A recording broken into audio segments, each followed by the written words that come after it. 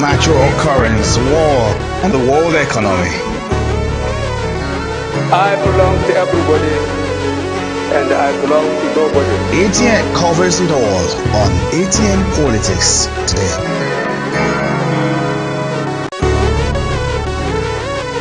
Every day, our lives are changed by history.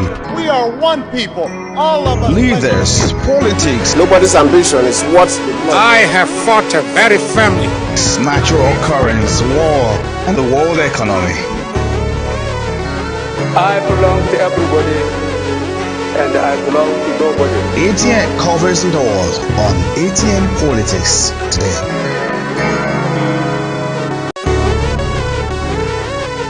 Every day, our lives are changed by history. We are one people, all of us. Leaders, politics. Nobody's ambition is what I have fought very firmly. Natural occurrence, war, and the world economy. I belong to everybody, and I belong to nobody. ATN covers it all on ATN Politics today.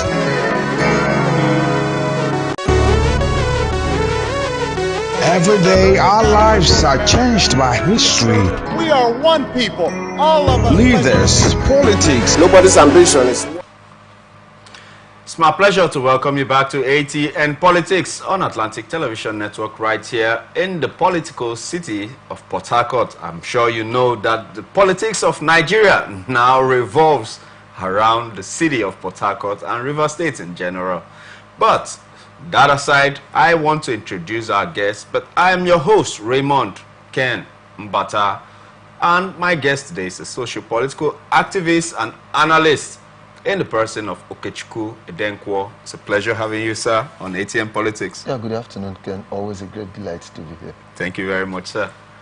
All right, let's not waste much of your time anymore. Let's dive into the first story coming from Lagos State Governor Babajide Sanwo-Olu of Lagos has called on Nigerians to focus on rebuilding Nigeria. He said on Sunday that efforts towards strengthening Nigeria were necessary. Mr. Sanwo-Olu made the call during an interdenominational church service organized by the State Ministry of Interior or Home Affairs as part of activities to celebrate Nigeria's 64th Independence Day celebrations. He was represented by the state's Deputy Chief of Staff, Sam Egube. The event, which held at the Chapel of Christ, the Light, Alausa, Ikeja, had the team Rebuilders of Broken Foundations. He said that the team was very apt and would spur the citizens to contribute their quota to rebuilding any broken foundations of Nigeria. And according to him, Nigeria alone cannot build or rebuild, that the government alone cannot build or rebuild a nation. We are seeing a call from an astute, should I call him an administrator by excellence in Lagos State. He has very good track record as at now. And I mean, from my own point of view, I mean, every other person can think otherwise, but I think Lagos State has set a pace that it behoves every other state to key along. And he is asking for us to come together to rebuild the nation. What is wrong with the nation right now, sir? A whole lot is wrong with Nigeria. So much to say that if we start, we don't even know where to end it, but there's a fundamental problem in this country that must be tackled. It has to do with leadership, it has to do with followership, it has to do with economy, so much insecurity. There is no facet of life that will score Nigeria up to 50% at the moment.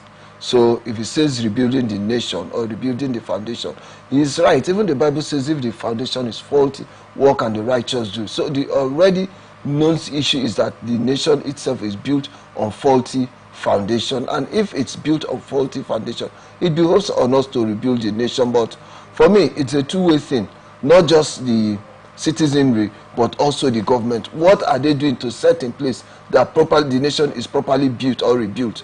A whole lot of things are wrong, and not until these issues are addressed one after the other we will keep moving around in the circles. Okay, starting with profiling solutions to these problems. But we first have to know where the problem started from. It's always said in some parlances, in some quotes, that he who knows not where the rain starts to beat him up from wouldn't know when he was wet. But be that as it may, there are two factions involved in this. There's the leadership and there's the followership. Where do you think the problems of Nigeria that he is asking for us to rebuild, where do you think the problem started from? Is it from leadership or is it from the general populace? First, for me, it's a fundamental problem, but it has so much to do with leadership. I know leadership, the major function of leadership is to provide direction. And once leadership does not provide direction, followership has little or nothing to do. So it's a leadership problem which begins with even you and I at the various levels. So it's something that the leadership of this country must set a proper direction in terms of the economy, in terms of security, socio-political. So it's a very vast problem, but let's tackle it first economically. Okay. Our economy is power-driven and petroleum-driven. What have they done to fix the already dilapidating refineries, to make sure that we source our petroleum products locally, thereby reducing the cost? What have they done in terms of security? What have they done in terms of infrastructure? So these are issues that we need to look at holistically. But first, our economy is power-driven and petroleum-driven. How many megawatts are we generating in this country? That's another question we'll ask ourselves. So what should be done? And if you look at it technically, so many blue-chip companies and industries are folding up.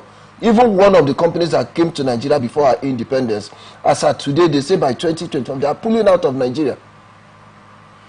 Okay, but we are looking at the Lagos State governor. Lagos State has always set the pace. Lagos State is in the same Nigeria that we are talking about. What makes Lagos State stand out? Why has Lagos still been a beacon of progress? Even despite the fact that everything that Nigeria has been passing through, Lagos has also passed through. I think in Lagos, they have a template. And apart from that template, there's also continuity in government policies. One government, they already have this thing and they follow it religiously, not minding who is in power or who is not in power. If you look at, that's why Lagos is where it is today. Lagos is not, that Center for Excellence is not just a nickname. And it's not gainsaying. If you look at Lagos holistically, they have done so much to derive that name, Center for Excellence. So for me, basically, I think it's continuity and they have a template which everybody is following. Who is the founder of the template? Who created the template? Well, on whose administration was that template founded on? For me, I think Bola Ahmed Tinubu did very well in Lagos State. And when the Rajiv Fashola came on board, he also followed the trend. Ambode also came, despite the fact that he was not allowed to complete his second tenure. Sanwo-Olu came on board, did first tenure, and is also following in fact, he has started his second tenure. And if you look at Lagos very well, they have things which they have done to really make Lagos unique. But for me, I think Tinubu set a proper foundation for Lagos. Before Tinubu became the governor of Lagos State, their internally generated revenue was a bit low, but Tinubu built Lagos solely on internally generated revenue. That even when he had issues with the then president Olusegun Obasanjo, where Lagos State's allocation was seized for so many months, Lagos still ran on internally generated revenue. Can we now say, should I conclude with the inferences that we've gotten, that godfatherism at a point in time is not all doom and gloom?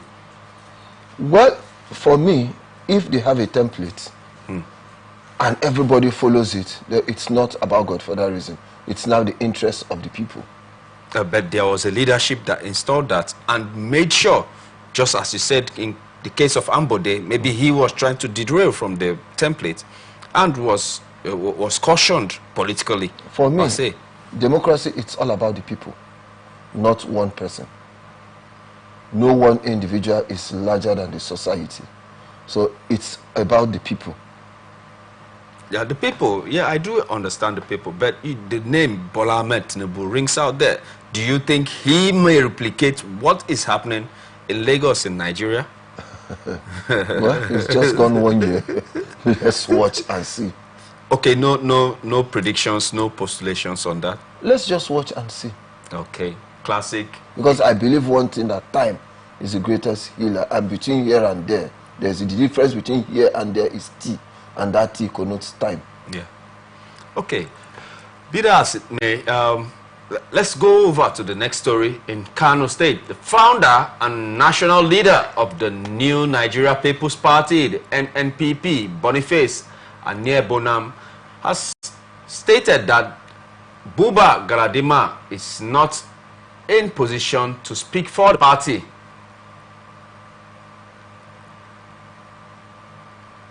Well, this is as he maintained that Galadima and some others have been expelled from the NNPP. Speaking in a statement on Sunday in Lagos, Aniebonam also debunked the claim by Galadima that the federal government is fighting the NNPP government in Kano. He warned against making unverifiable claims about government activities. His position comes as a direct reply to the submission by Galadima during an interview with a TV station on Thursday, in which the elder statesman accused the federal government of fighting the NNPP government of Governor Abba Yusuf in Kano State. Aniebonam, however, submitted that there is a need to differentiate the Kwakwansia movement and the NNPP. He declared that NNPP as a party is not under any form of attack in Kano State. Just jump on it. For me, I think Yes. there's one take home from what he said, that Okay. they need to differentiate the Kwakwansia movement Exactly. from the NNPP. Yeah. Now, what is happening in Kano State is that the Kwakwansia movement found a party to drive the Kwakwansia ideology. Okay. And now they're not finding it very difficult to differentiate between the Kwakwansia movement and the NNPP. Yeah. And you know, the Kwakwansia movement, it's more like a mass movement, it's a people-oriented movement where they believe so much in the leadership and ideology of Kwakwanso, Rabiu Musa Bello Kwakwanso, their leader. And it's beginning to interfere with governance in Kano State. And for Buba Galadima to speak that the federal government is attacking the NNPP, and the founder of the party says the party is not under any attack, I think there's more to it that meets the eye. So the Kano State government, they should find out what they are not doing right, where they are getting, and where they are setting on course with the federal government, if there be any. Okay, but there is a plethora of movements per se, and the movements are having conflicts with the parties. Today it is the NNPP. Yesterday it was between the Obedience and Labour Party. In fact, they did not vote for the Labour Party candidate in Edo State's gubernatorial elections. Do you see a fallout between these movements and their parties? Do you think that these movements are an anathema in the political structure of Nigeria, sir? For me, these mass movements, quote and unquote, they should learn when to draw the line. Granted, they are a movement that believes so much in the ideology of their founder, but they should know when to draw the line between politicking and governance. Like the Obedient movement, I'm sure what is happening between Obi and the Labour Party, for me, it's more like an ideological problem. Okay. And a lot of people, or most parties in Nigeria, they lack political ideology. And that's where there's this conflict. For every party, they're supposed to have a political ideology. And before any movement or group joins the party, they need to look at the manifesto of the party, know if their own ideology fits in the party ideology, so that there won't be conflict of interest. And I'm sure that's where we're having issues. Because most people join political parties without even going through the party manifestos. Okay, there's another burden movement that we've not discussed on. We did not touch on them. The same vanguard, the same movement in Rivers State here. And we are hearing insinuations that there has been blessings from some people above in the same vanguard and the same conglomerates per se, in the political conglomerate of the same movement. on blessing party members to vie for local government elections and councillorship elections in Rivers State under another party different from the PDP. Do we infer that the same movement has withdrawn themselves totally from the People's Democratic Party in Rivers State? I think what is happening in Rivers State, for me, it's quite unfortunate.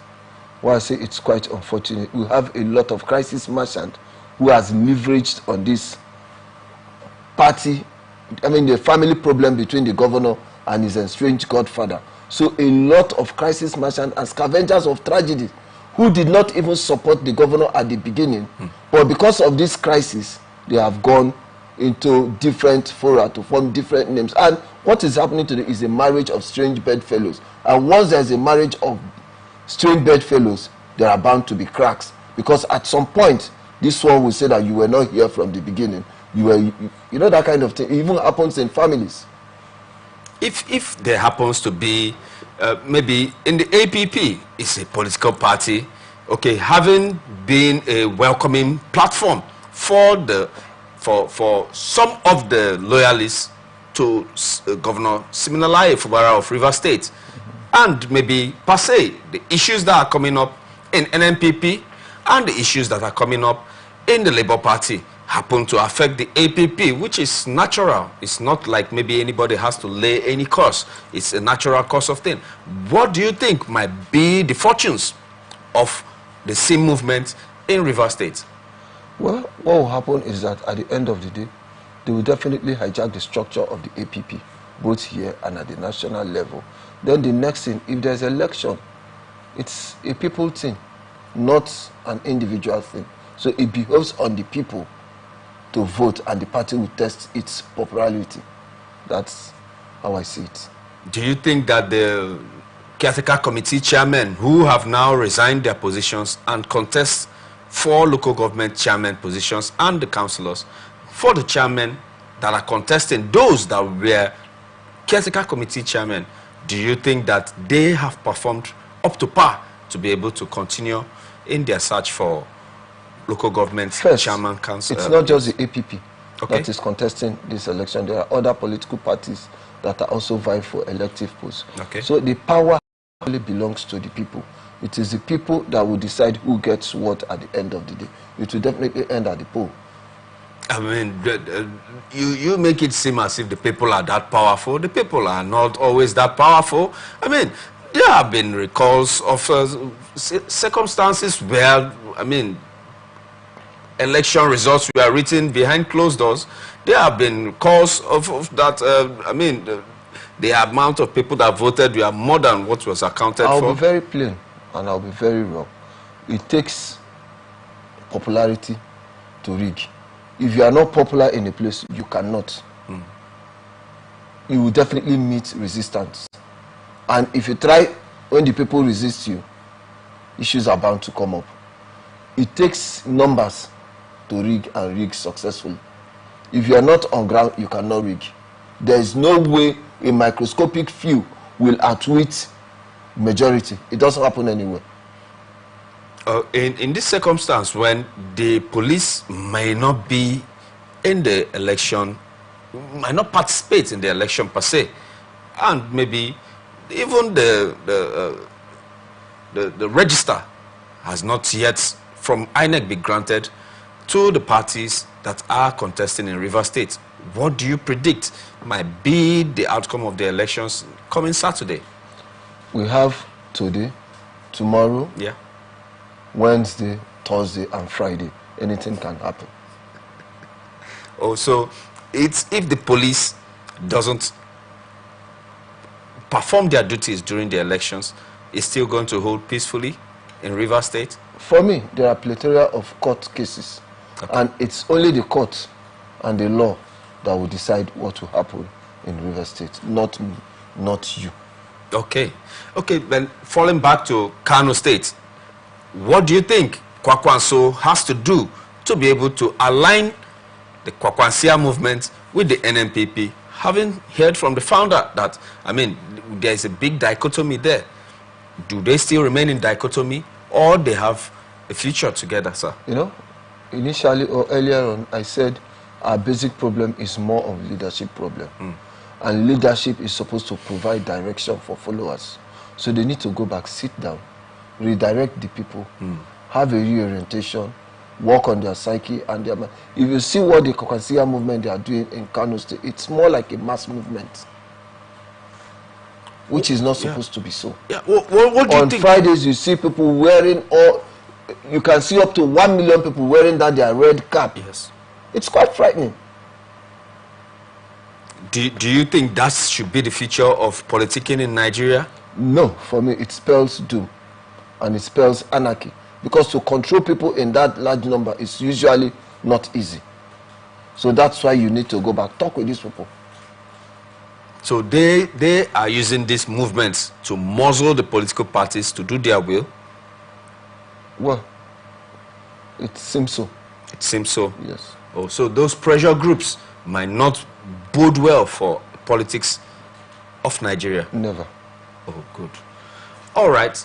Right here on Atlantic Television Networks, we are still open for advert placements, bookings and commercials, and for those who are contesting in the coming elections in this coming October, this Saturday, you can come up to our stations or still reach us through our ATN socials, Facebook and YouTube Atlantic Television Network, on Instagram and TikTok Atlantic TV Network 1, on X, formerly Twitter, Atlantic TV Net, or watch us live on our website, atlanticnetwork.tv.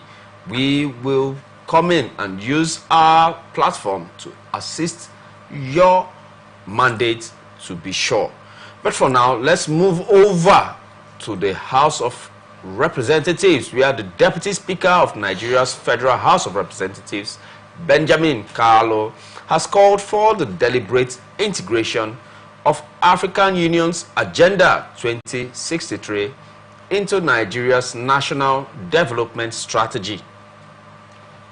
He made this statement during the just concluded Conference of Speakers of African Parliaments in Midrand, South Africa, where he led Nigeria's delegation, standing in for Speaker Tajuddin Abbas. In a communique issued at the end of the conference on Saturday, Kalu emphasized that by aligning with the Agenda 2063, Nigeria would serve as a model for other African nations. Kalu, who represents Bende Federal Constituency of Abia State, highlighted that Nigeria's developmental goals align with the broader objectives of Agenda 2063. He noted that the current administration under President Bola Tinubu is already advancing many of the agenda's key themes, including economic diversification, youth empowerment, and good governance. I mean, as a kid, then we used to hear of Vision 2010. 2010 has long gone. We were here in 2020. I mean, I don't know the next 2020 what again that is coming up. I mean, we have lost hope per se on this on these plans and timelines. But we are here in 2063. But before we go into the African Union agenda, let's look into Nigeria's economic and political trajectory. What has been the bane of the failure of our plans, developmental plans? I mean, right from when we started making plans up to this present day, sir. Well, if you like, put Nigeria on Vision 3000. It will not work if we still do things the way we do. Basically, our problem has been implementation, not formulation. We've always had very wonderful policies formulated at different levels, so many lofty ideas, but how do we follow it religiously? How do we pursue it in logical and conclusive? And it's always been our problem. So even aligning ourselves with Vision Agenda 2063 is not an issue. But are we going to key into those developmental plans? Are we going to follow them? Aren't we going to distort them? These are the basic problems in Nigeria. It's more of an implementational problem and not policy formulative problem. Can you trace a root cause of why implementation is an issue, sir? First, it has to do with leadership. where there is lack of consistency, there is lack of change, when I mean no proper handover. See, there are certain things that are good for the people, even if it's Mr. A that developed it. So long as it has the interest of the people at heart, it's more like a relay race. Once they hand over the baton to you, yours is to make sure that you conclude it and hand over to the next person with the sole aim of winning the race. But it's not like that in Nigeria. Once a new person comes in, he develops his own ideas and jettisons the idea of his predecessor. And that way, there are certain developmental projects that takes time. So all you need to do is to key into that agenda. You don't distort it. In administration, in governance, do you think maybe the National Assembly should infuse a law that prevents any other government that comes into power from tampering with any goals or any dreams that we have put forward to achieve, irrespective of if it fits their purpose or not? No, there are certain policies, there are certain projects that are people-oriented. Okay. And once you see those projects, you look at it on its merit, you follow it up and make sure it's completed because of what it's bringing to the table, because of the overall benefit of that and not the pocket of who is implementing it. So that's madness. But that's why I was asking if the National Assembly should infuse a law, should bring up a law that will prevent any other personality that comes into power from derailing a plan that's already been instituted. This, I think it's going to be a bit difficult. Why do you think it's so? going to be a bit difficult? It's okay if it's a people-oriented project, it becomes, but otherwise that doesn't have direct bearing on the life of the people. Rather, it has to do with lining my pockets. And if I'm not able to complete it, the next man that comes after me, he is bound by law to complete it. Okay, for example, hard is with every sense of humility. Yeah. I'm a Port Harcourt boy. Okay. Born, bred, schooled, honored in Port Harcourt. Good. I schooled in town. Where that monorail starts from and where it's ending, it doesn't have direct bearing on the economy of River State. That's one. Two, that thing, it's more like a toll. See what Lagos did, the blue rail on the middle of the road. You didn't have to pay so much compensation. You don't just take such thing on the side of the road and you continue. By the time it gets to that junction and it crosses down Aba Road, what happens to the structure on both sides of the road?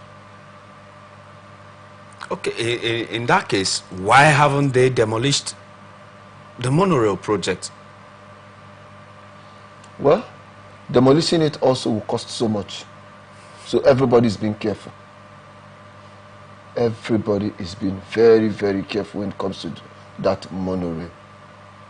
For me, as an individual, that thing, it's more like a tourist attraction and not of any economic benefit. Because something that starts from just before Lagos bus stop down to UTC bus stop, it's just normally, even if you're taking bus, it's just one, it's not even working, talk less of the standard gauge. And there's no economy of petroleum products at this point. If we have a wonderful urban mass transit system, so many people will get to leave their cars at home. You even park at the nearest bus stop close to your house, and you go by rail to your workplace. Coming back, you just get to the nearest and pick your car to the house.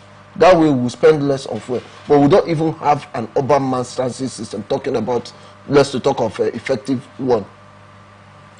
And Benjamin Carlo, there is no economy that can develop without an effective mass transport system. Okay, but we are saying Deputy Speaker of the House of Reps, Benjamin Carlo, asking Nigeria to lead by example by following African Union's 2063 plan. If we have not been able to do our homework well, how can we follow African Union's plan and lead other African countries in achieving these developmental goals, sir?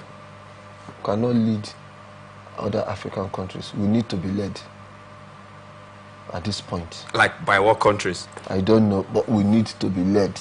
What countries do you think are doing far more better than Nigeria? You know the countries that are doing far better than Nigeria economically. I do ask the questions. You know. Oh, but his call, do you think is attainable? Nigeria cannot lead. If we lead, it will fail. We must be led. And they ensure that we comply. Because even the ones we led ourselves, how far did it take us? Vision 2023, dead. Vision 2000, dead. Vision 2010, dead. And initially, growing up as a young boy in secondary school and my early days in university, whatever they say is on the pipeline. And today, nobody says anything is on the pipeline again. Because the pipelines are no longer safe. So, what we are saying here is that it will be very difficult for any administration to get any plan working in Nigeria, except they have good leadership. First, good leadership. Then it must also be backed by law. Okay. Just like you said. Yeah. It must be backed by law. If it's backed by law, then we follow that law. Definitely it will work. Okay. And these are the differences we need to take in terms of leadership, laws backing up such policies. And what will be the next step for us to now lead? Because we have to have a plan to lead Africa. Africa is giving us leadership on a platter of gold.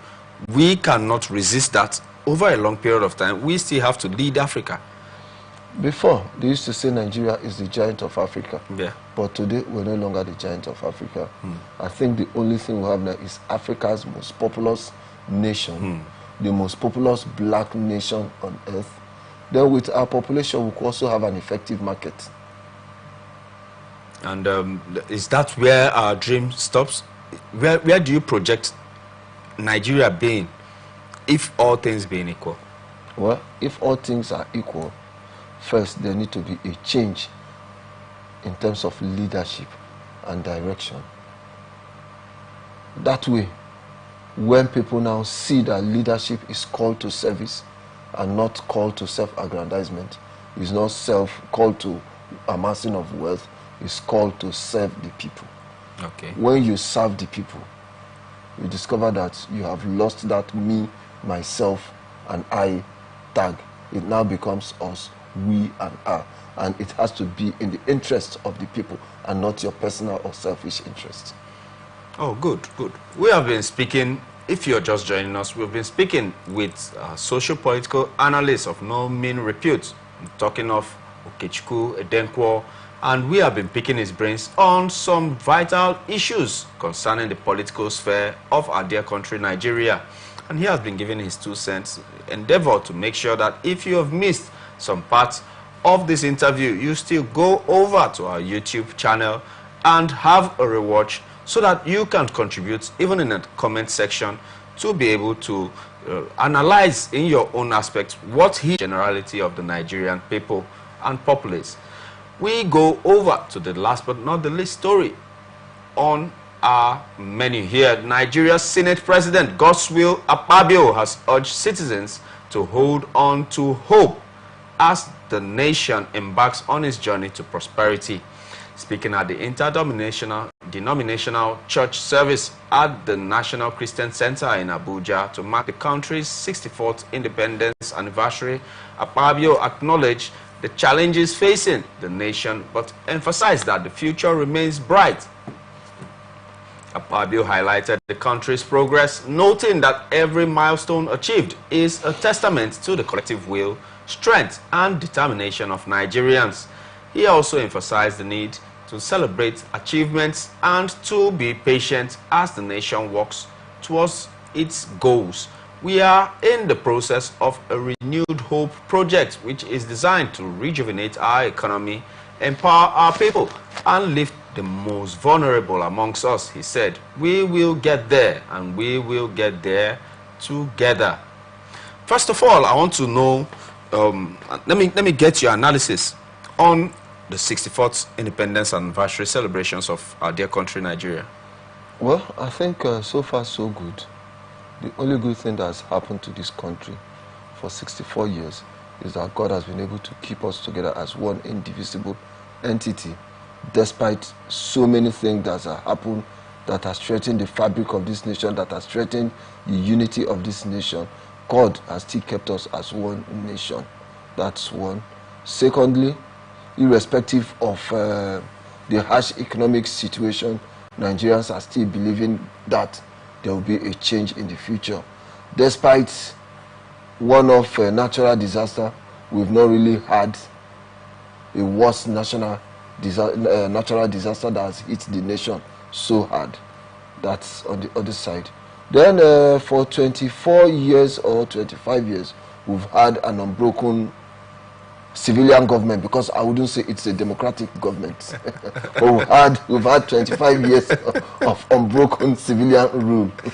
So it calls for celebration. It calls that there is still hope for this country. That's my take on the other side. But for what the Senate President has said, for me, it could be likened to a bird's eye view opinion, where you're looking, you know, birds, they just view from one side. They don't have that luxury of a two-side view. Then also what he's doing is self-appraisal. You cannot be a judge and a jury in your own matter. You should allow people to be the judges and jury.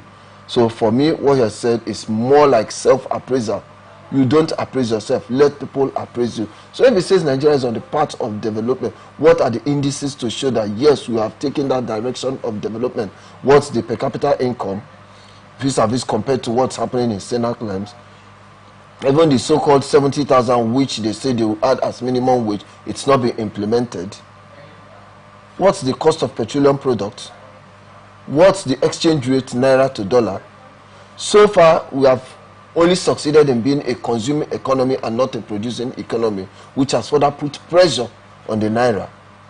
What are security challenges? As a government, what have they been able to put in place to beat certain natural disasters that are already sending warning signal? Look at what happened to the people of Borno State last month, or this month of September that is ending today. These are things that we already won. So as a government, for me, I think Akpabio shouldn't be the one to assess the government. If he's the one to assess, to score himself, he will definitely score himself high. So let people assess. That's my take on it. I don't have people here with me, but I have you. I want to know your assessment of Akpabio as a Senate President. Well, Akpabio. Yes, let's get his scorecard from your own point of view. I think he's been able to hold the House together by means best known to him.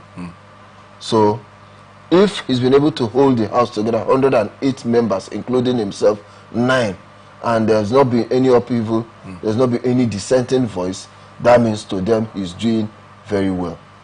To them? To them he's doing very well. And and to you? To me, as a person, I think more needs to be done by him.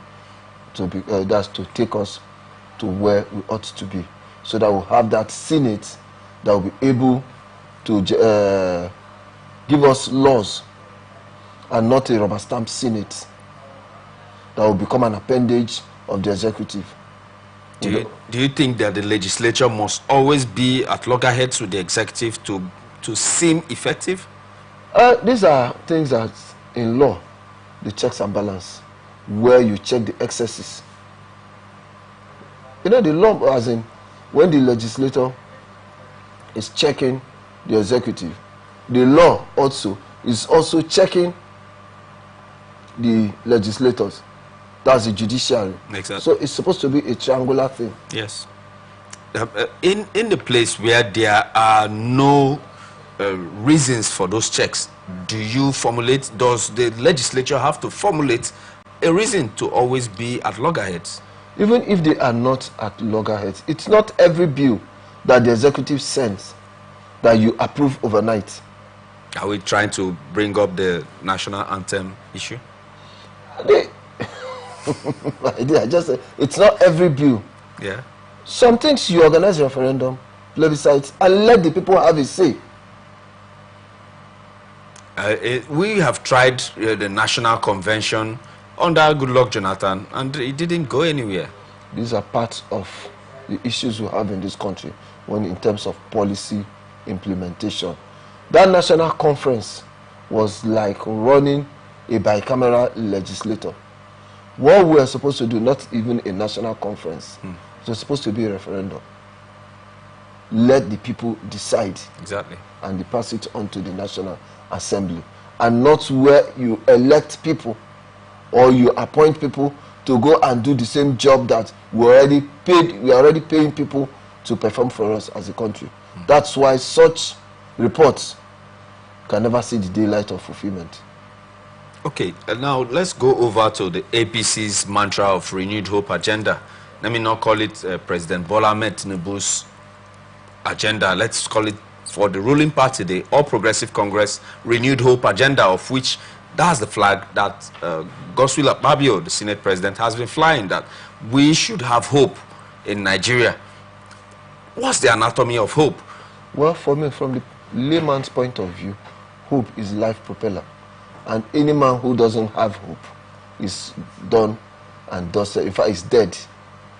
It's the renewed hope agenda. So profiling now that to it's like the renewed hope, because already the hope is already dead at some point. So they need to renew the hope, to rekindle that fire.